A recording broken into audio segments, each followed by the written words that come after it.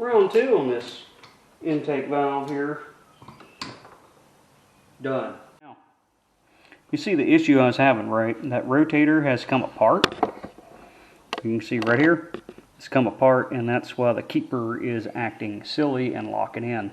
So I just need to come in here with a socket and just tap that right quick, and it'll come right out. Yes, indeed, it just comes right out. Spelled factory rotator cup. Oh, take that. So this is just one of those things, sometimes it's just easier to... What in the world is that on my valve? Look, that's that valve seal that's broke apart. So sometimes it's just easier to, on these older ones, just get it out on the bench. Like I said, I'm getting head gaskets on there. I'm going to clean all this up, lap the valves in. So it'd be a really good time to port the heads. Alright, got it out. I'm looking at it. Just kind of, don't look burnt.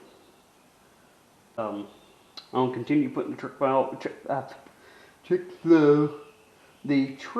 flow 2500-100 spring kit in head off. So like I said before, the head on the car just didn't work out for me, and that little goofy rotator thing was being a pain.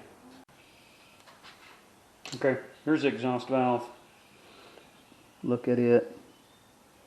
It's definitely time for a valve lap on here. Actually, it really needs a valve job, but guys, you know, this is an E6 head. I'm not gonna put that much into it. When we build the engine, hopefully the Mountain Air engine I got is a buildable engine. I'm gonna go a different route on that. I don't even think I'm even going to use the P heads off there. Alright, I'm just playing around at this point. I was like, what if I put the on-head valve spring compressor on this bugger and tried it out? Well, I pretty much got the exact same yo-yo to where whenever I compress this down, it just pushed the valve out, right? So that's why I rotated everything around, kind of recombobulated it, and just smacked that exhaust valve. That broke the keepers apart. So air is not going to have that much force, so even if I did get my air hooked up to that, it wasn't going to do anything. Everything's just so caked in here. If we look at these buggers, it's just really nasty. Okay, so I was taking the exhaust one off, and these things are brittle. And I was trying to get it off, and I was prying on a screwdriver, and it just shattered. Which means if this was on the engine, that would have went throughout all the engine.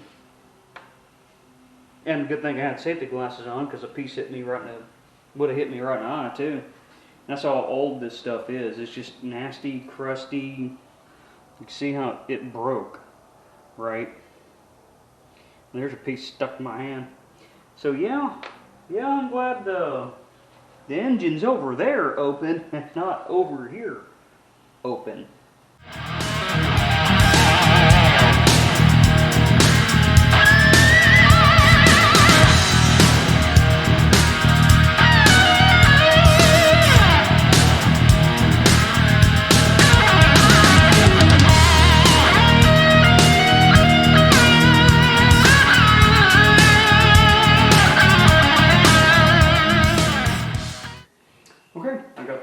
Installed. These are our Trick Flow 2500-100 springs on a Ford 302 head.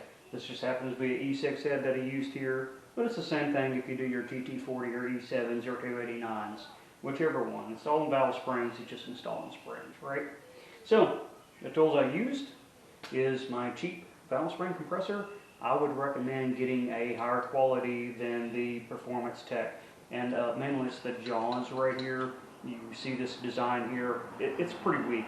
I've actually had a good set of springs actually rip these out right here, and I've had to replace those. The other tools I used is some assembly lube on the valve stems and valve seals.